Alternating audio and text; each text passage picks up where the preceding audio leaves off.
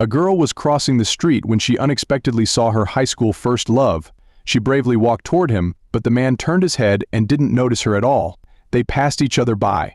After 4 years of longing, the girl couldn't help but look back, only to find that there was already someone else by his side. 4 years of blessings. Their classmates nearby also clap and cheer for the two. And he's a full-fledged rich second generation. Left. He found it very interesting. At that moment, Jojo was called to the teacher's office. The school was organizing a trip to a nearby town for a few weeks, and the teacher asked Jojo why she wasn't going. Jojo said that her family lived in that town, so she didn't want to go. Then the teacher asked Jojo why she wasn't eating in the cafeteria. Jojo replied, and worked part-time at night. She was currently staying with her aunt's family, where she faced constant difficulties and bullying from her aunt and cousin. Despite all this, Jojo could only silently endure. Meanwhile, Sun Oh was waiting at the school field for his old friend Hai Young, whom he hadn't seen in years. Hai Young left. At that moment, the sky began to change.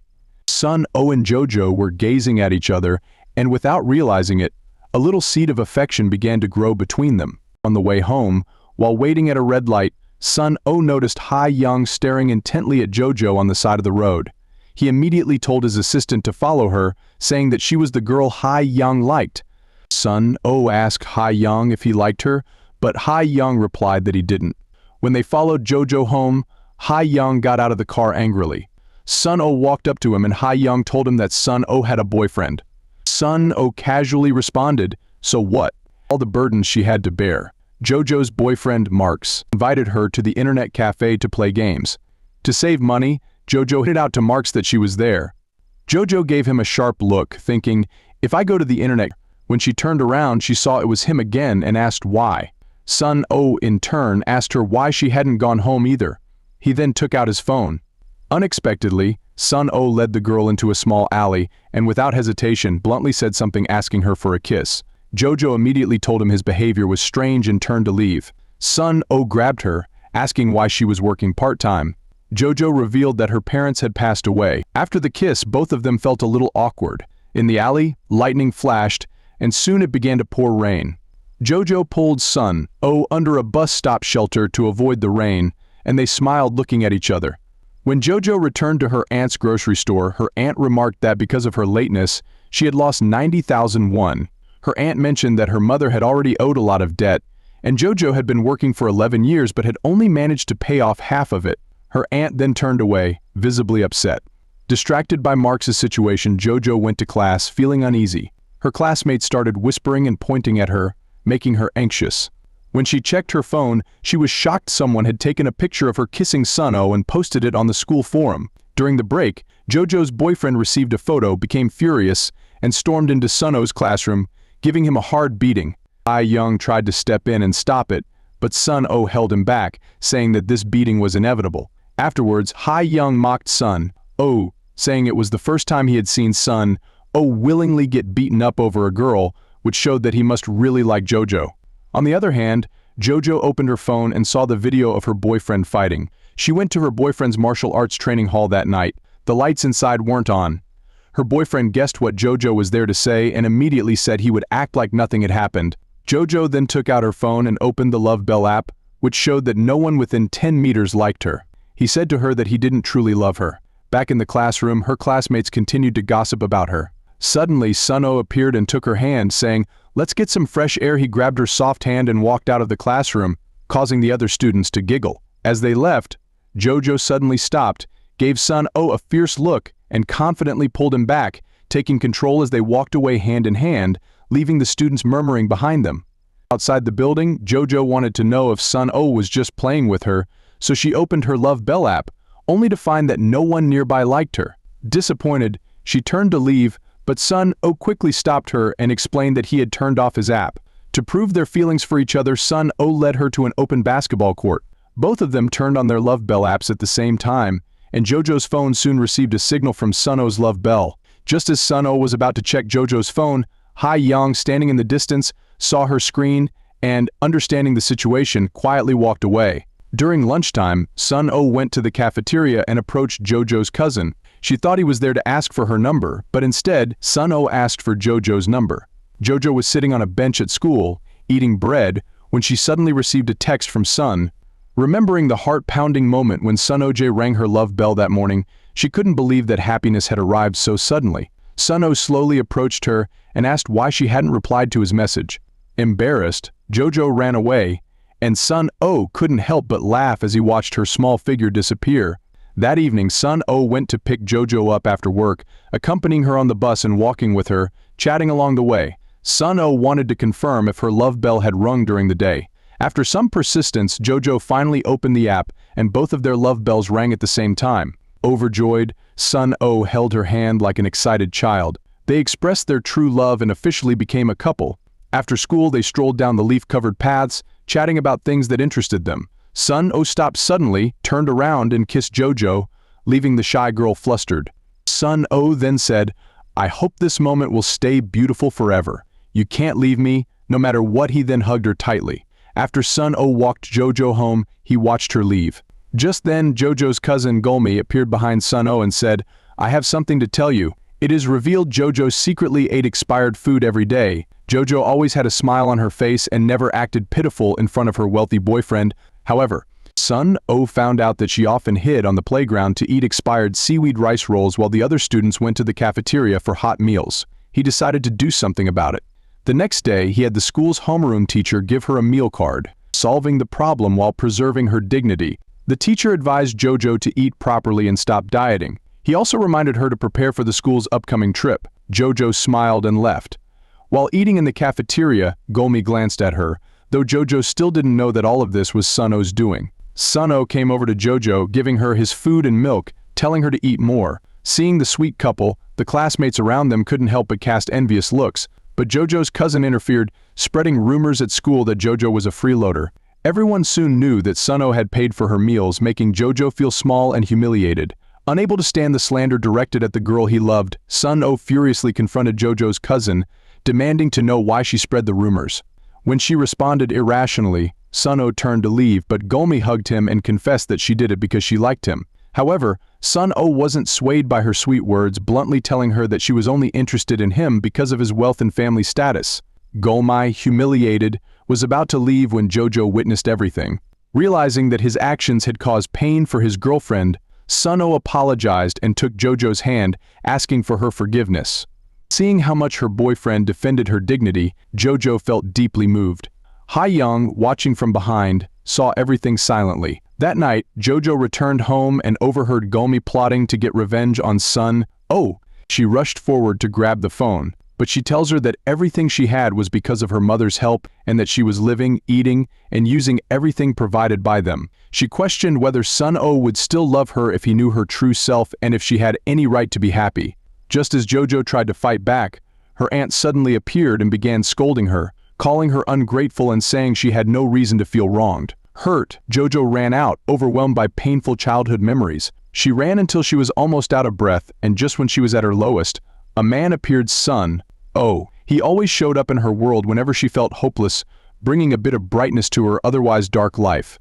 That night, in their room, Jojo and Sun Oh opened up about their feelings. Sun Oh admitted, "The first time I saw you, I thought you grew up in a loving family with great parents because you seemed so cheerful." Jojo replied, "After my parents passed away, I went through a lot of painful experiences.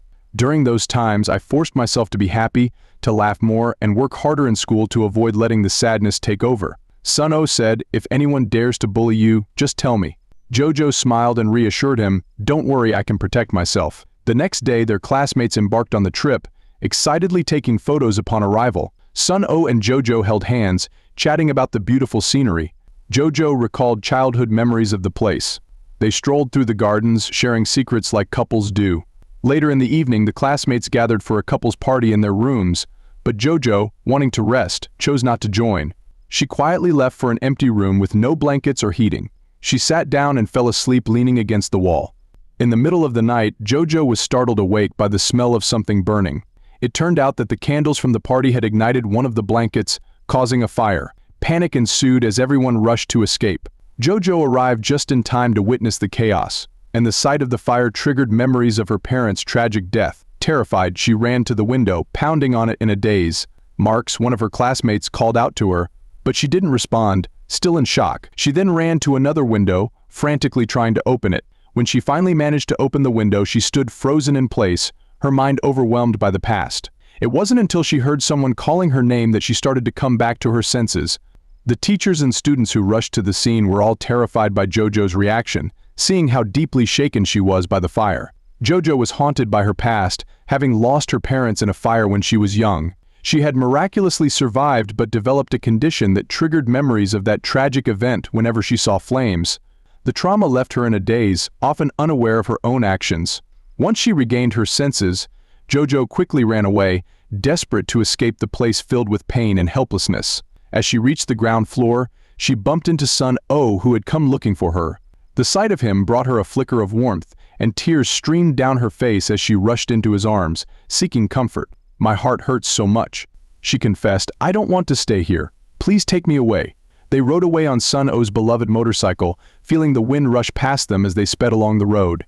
Eventually they arrived at the beach, gazing at the sea. Sun Oh opened up about his own family struggles, explaining how his parents were indifferent to his life and only pretended to care in front of others. They spent the night sharing their stories until dawn broke, riding back to the hotel on the motorcycle, the sea breeze filling them with a sense of relief. JoJo felt a deep happiness within her. Sun Oh turned to look at the girl he cherished, but in that moment, the motorcycle veered into the wrong lane. As Sun Oh heard the blaring horn of an approaching vehicle, he tried to switch lanes, but it was too late. They collided violently and were thrown onto the grass beside the road. JoJo desperately tried to wake Sun Oh, but when she regained consciousness in the hospital, he was nowhere to be found.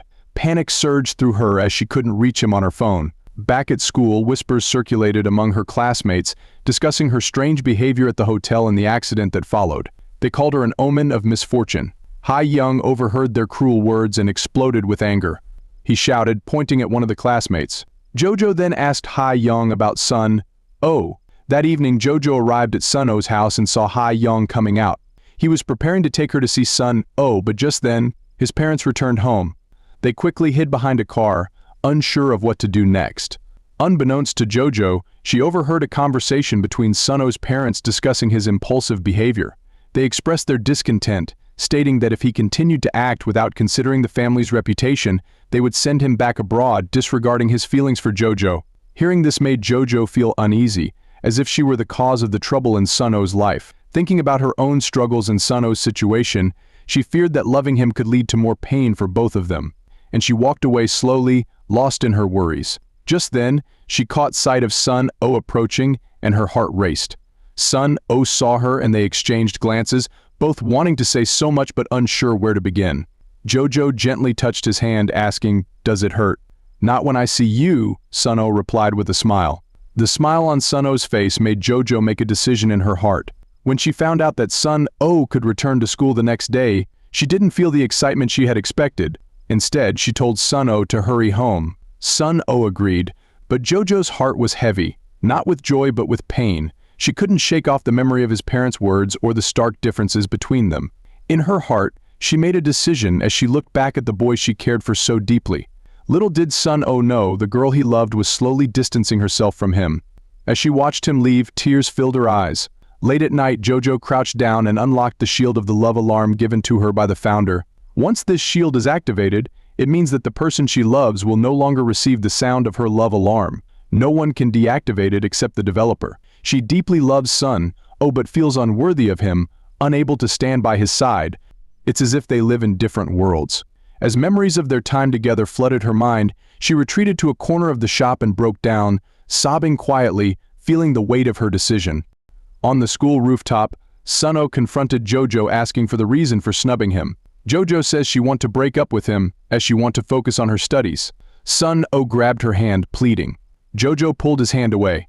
"From now on, let's just pretend we don't know each other," she said, turning to leave. He chased her to the school cafeteria, nearly desperate. What Sun Oh never expected was that only his love alarm rang, humiliating the school heartthrob in front of everyone. The students began gossiping, but Sun Oh refused to give up. Hai Young, seeing how humble Sun Oh had become, quietly led him out of the school. Every night afterward, JoJo would run home after school, hoping all her sadness would fade away with each step. Their final meeting took place in the alley where they shared their first kiss. Sun Oh once again asked why they broke up, and JoJo simply said she didn't like him anymore. Sun Oh grabbed her and said maybe a kiss could make her fall for him again, but Jojo avoided it. Sun Oh, feeling utterly dejected, remarked that maybe extreme love leads to revenge. He told Jojo to always keep her love alarm active so she could watch as he slowly stopped liking her. 4 years later, Sun Oh returned from the US, and Ha Young had just graduated from Seoul National University. Jojo was still working hard, balancing her job and studies as she prepared for university. To save up for tuition, she took a job as a wedding assistant. While delivering a wedding dress at a traffic light, today marked the 1530th day since the app was launched, and it also happened to be Christmas. As the advertisement for Love Bell played on the screen, its logo appeared amidst the clouds in the sky. People around began to pull out their phones, excitedly capturing them before. Facing him brought a swirl of emotions for Jojo. Lost in her thoughts, Jojo stood still until someone bumped into her, snapping her back to reality. She resumed her heavy steps, only to be interrupted by the notification from the love alarm on her phone, indicating that someone nearby liked her. Look, Jojo. Time seemed to freeze as Jojo felt like a stranger watching them pass by. Ha Young noticed a familiar figure, glancing back. Then, someone called out to Sun Oh. As she turned, Jojo saw a cute girl wrap her arms around him, their smiles reflecting an intimacy that hit her deeply. She turned on her heels and walked away. Sun Oh's love alarm rang too. While in the car, he looked up and saw that it was his new girlfriend who had triggered the alarm. The two had met in the US and had recently returned to Korea. In the car, Sun Oh tenderly blew on food for his girlfriend, his every gesture filled with warmth, yet for some unknown reason his girlfriend could never trigger his love alarm app. Later that evening, back at home, Sun Oh sat at the dinner table with his parents, who were engrossed in discussing business matters. Frustrated, he asked Ha Young, "Let's go eat out." He complained in this house he can never feel warmth. They can barely have a meal together without talking about boring stuff. His parents exchanged glances but continued their conversation, leaving Sun Oh feeling more angry than ever. He and Ha Young made their way to a bar, where they enjoyed drinks and discussed typical boys' topics, trying to escape the tense atmosphere from home. Meanwhile, Jojo was still staying with her aunt, who had become less difficult over time. She was watching a TV program where the host was discussing the Love Bell app when her aunt asked her to take some food to her cousin. Across town, her cousin Gulmi was desperately trying to elevate her status. Over the past 4 years, she had transformed herself through makeup and fitness, but every opportunity still seemed to slip away. Now she was live streaming at home, trying to become a fashion influencer, speaking in hesitant tones as she showcased outfits in front of her computer. While Jojo was delivering food, she caught a glimpse of a familiar face on Gulmi's computer screen. "Who's that?" Jojo asked. "That's Yuk Jo," Gulmi replied, "a well-known fashionista. She's Sun Oh's girlfriend now. They met abroad." Jojo's heart raced at the news. Panicking, she rushed out of the house, her mind recalling with Gulmi's words. Jojo remembered the day she saw Sun Oh with Yuk Jo, laughing and embracing each other. She quickly took out her phone and searched for Yuk Jo's information, discovering that she was the CEO of a successful company. As she flipped through Yuk Jo's profile, seeing pictures of her and Sun Oh together, Jojo took a deep breath. Meanwhile, Yuk Jo, with Sun Oh by her side, was preparing for a fashion release, elegantly showcasing the latest styles. The two certainly looked like a perfect couple. At the same time, Jojo entered the library, hoping to take a break from her studies. She noticed Ha Young approaching and, feeling flustered, quickly looked down to avoid him, unaware that he had already spotted her. Ha Young, seeing her anxious demeanor, decided not to approach her and instead found a random seat nearby. Thinking Ha Young hadn't seen her, Jojo felt a sense of relief and took the chance to slip away. Just as she exited the library, she ran into Ha Young, who had been waiting outside. "Long time no see," he said with a smile. Without giving her a chance to respond, he hopped on his bike and rode off, leaving Jojo surprised. Meanwhile, Sun Oh and Yuk Jo arrived at an upscale event, an exclusive club that many dreamt of visiting. This club only admitted well-known personalities and entrepreneurs, and both Yuk Jo and Sun Oh were regulars there. Upon entering, Yuk Jo immediately spotted her close friends, leaving Sun Oh to find a seat and wait. As he sat down, he could feel the attraction he had toward women. He prepared to check his phone, hoping to use the app to find a date when Yuk Jo rejoined him, playfully cutting off his chance. His girlfriend asked about his Christmas plans, but Sun Oh said he was planning to invite Hwa Young to join them. Yuk Jo's expression changed, and she teasingly remarked that they should find a girlfriend for Ha Young, otherwise it seemed Sun Oh's heart would always be with Ha Young. At that moment, Sun Oh's thoughts drifted to Jojo. He recalled their past connection just as Ha-young reflected on his unexpected encounter with her at the library. Ha-young was determined this time he was going to confess to Jojo. He thought to himself that he couldn't miss this opportunity again. His mother called him for dinner, but he felt like a fool, his expression betraying the excitement of growing love. The next day at the library, Jojo found there were no available seats but noticed that Ha-young had saved one for her. She stepped out to ask him why he did that. Ha-young smiled and said, "Don't you really know why?" He finally confessed his feelings to Jojo. Without waiting for Jojo to respond, he turned and left. Finally, Ha-young had said the words he'd kept inside for years. At home, Sun-oh asked why Ha-young had dressed so formally just to go to the library. Ha-young replied that he was meeting someone important. Ha-young's expression turned serious as he replied, "It's Jojo. I've always liked her." Sun-oh immediately realized what was going on. On the road, memories flooded Sun-oh's mind. Meanwhile, Jojo, taking a break outside the library, suddenly heard her love alarm ring. Looking around, she saw that Sun-oh had unconsciously come to the library as well. After not seeing each other for 4 years, the first thing Sun-oh said was to tell her not to get involved with Ha-young. He didn't want his brother to suffer the same hurt and pain he had experienced 4 years ago. Jojo hesitated but didn't explain further. At home, Jojo was waiting for Gulmi, filled with anger. Gulmi had taken all of Jojo's savings, planning to use the money to enhance her appearance to gain entry into the club, and then throwing her study materials out the window. Jojo felt utterly defeated. She stomped downstairs to gather the scattered pages. Just as a heavy book was about to land on him, Ha-young rushed in, shielding her from the impending blow. Without saying a word, Ha-young helped her pick up the fallen books, offering silent support. Understanding his friend's frustration, Ha-young suggested they take a walk to the riverbank to vent. "Just shout whatever you're feeling. It'll help," he encouraged, gesturing towards the water. Jojo took a deep breath and stood at the edge, letting the cool breeze wash over her. Shouting out his frustration, Ha-young stood beside her. After Ha-young walked Jojo home, she gave him a drink to express her gratitude.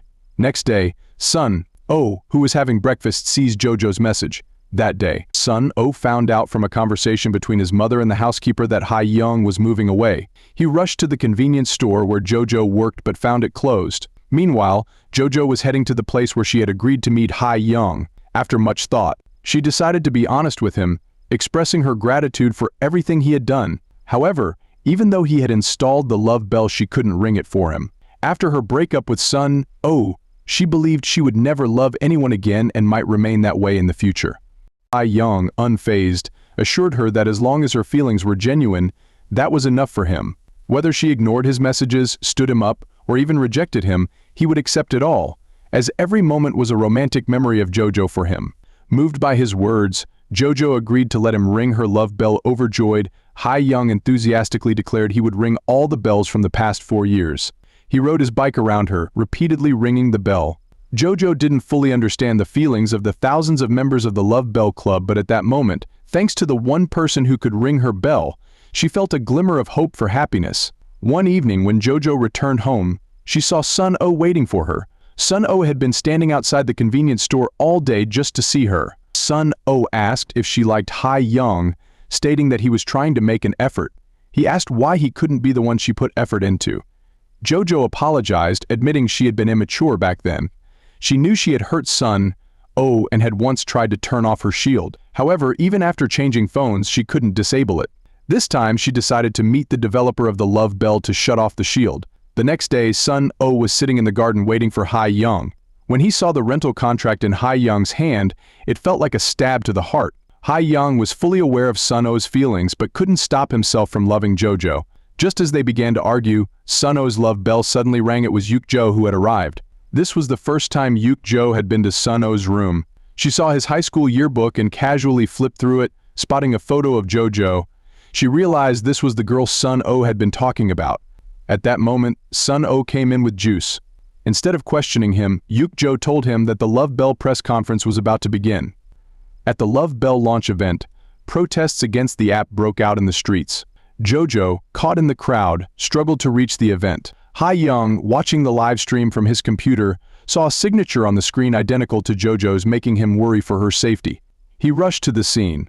Jojo finally made it into the lobby, only to run into Sun-oh and his new girlfriend, creating an awkward tension. Jojo tried to walk away, but after a few steps her love bell rang, signaling someone nearby liked her. Sun-oh was within 10 meters. Yuk-jo, Sun-oh's girlfriend, knew about their past and felt heartbroken. Suddenly, JoJo's love bell rang again. It was Hae-young. At the launch, the founder introduced a new feature for the love bell, the ability to predict who might fall in love with you in the future. After the event, JoJo approached the founder to ask how to disable her love bell's firewall. Unbeknownst to her, Sun-oh overheard the conversation. Realizing the full story, Sun-oh confronted JoJo. Afraid of losing the ability to love without the love bell, JoJo panicked and ran away from him. The scene then shifts to a university cafeteria, where Hae-young repeatedly rings JoJo's love bell, drawing envious looks from others. Embarrassed, JoJo tells Hae-young to sit down. Hae-young excitedly tells her that she has appeared on his phone screen, showing that she will like him in the future. Seeing how adorable Hae-young is, JoJo smiles happily. After lunch, Hae-young takes JoJo to his rented apartment. While she is reading, Hae-young takes a photo of her with his camera. Noticing this, JoJo playfully poses for more shots. After taking photos of JoJo, Hae-young also took some of him and them together. The atmosphere between them began to heat up, slowly moved closer. JoJo moved backward, making the curtains fall. Just as things became awkward, Hae-young playfully bumped his head against hers, and they both laughed it off. That evening, while JoJo was working at the convenience store, her love bell rang, but the person who appeared was a stranger. The man suddenly grabbed her hand and asked why she hadn't updated her comic yet. Scared, JoJo hurried away, but the man pursued her. Terrified, she crouched in a corner until her love bell rang again. It was Hae-young. Relieved, fearing the man might still be nearby, Hae-young took her to his place. As JoJo lay on the bed, Hae-young hung curtains to block the morning light, worried it might hurt her eyes. He noticed her loneliness, perhaps because of their similar childhood experiences, and provided the perfect companionship. Even though JoJo didn't love him, Hae-young was willing to wait. Suddenly, JoJo hugged him from behind. Next day, Sun-oh returned to school to confess his deep love for JoJo again. Their conversation was quickly recorded by students, and uncomfortable with the attention, left the scene. The video was soon uploaded online, and the internet began criticizing her harshly. Hae-young saw the video too and, consumed with concern, no longer cared about jealousy. He only worried about JoJo. JoJo's close friend told Hae-young that she had left her phone at school. Meanwhile, Sun-oh's current girlfriend was in the middle of a cold war with him. When she saw the video of Sun-oh and JoJo, she couldn't stop crying. Hae-young, unable to find JoJo even after going to the convenience store, ended up encountering Sun-oh there. Hae-young angrily approached him and punched him, calling him selfish. Sun-oh punched back, but eventually, Hae-young found JoJo. Without any accusations, he asked, "Are you okay?" JoJo breaks down expressing her fears. Hae-young, without saying a word, just hug her and comfort her. Later on her way home, JoJo saw Sun-oh again. She gathered her thoughts and told him that whenever he was around, her mind would become messy. But this time she couldn't stop thinking about Hae-young. She cared about his feelings, wondering how he would react and if he'd be hurt.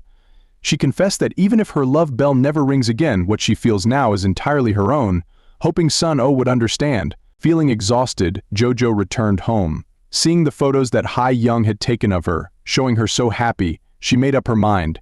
She hadn't cherished her relationship with Sun-oh during her youth, but now she wanted to fully embrace her feelings for Hae-young. She immediately sent him a message and ran out of the house. Hae-young, upon receiving her message, rushed out, thinking something had happened to her. He didn't even bother with his bicycle, running as fast as he could. When they were close, JoJo asked him to stop and unlock the shield of her love bell, indicating she loved him too. Hae-young smiled seeing that. Sun-oh's girlfriend adored by thousands, yet she can't win her boyfriend's heart. Even so, she couldn't bring herself to stop loving him. One day, Yuk-jo, turning to leave, told Sun-oh she didn't want to continue like this anymore. She would leave for a while, and if by the time she returned, Sun-oh still didn't love her, she would try to let go of the relationship. Months later, Yuk-jo returned to Korea. At the airport, she saw Sun-oh on a promotional program on TV, still full of emotion. When she got back to her apartment, nothing had changed. She started packing her things, and just then, the video intercom showed footage of recent visitors to her home. To her surprise, Sun-oh had been coming to see her every day during her absence, not knowing when she'd return but giving them both time to reflect. Yuk-jo needed time to think, and Sun-oh also needed space to reflect. He gave them both time for reflection. Perhaps Sun-oh would never ring anyone's love bell again, but he wouldn't go anywhere. He would stay by Yuk-jo's side, waiting for her to accept him. Coincidentally, Sun-oh appeared again. Yuk-jo anxiously opened the door, searching everywhere but didn't see him. Just as she thought she was imagining things, Sun-oh returned. He expressed his love for her, speaking sweet words and asking, "Will you be with me?" Yuk-jo, touched, embraced the person she loved. These brothers also had their moments, each revealing their feelings and finding the one they love, receiving blessings from each other. On the other side, Ha-young and Jojo arrived at the island, the place where Jojo grew up, and lived out their own story. Wishing that all lovers may live happily ever after. The show ends here. See you in the next great story.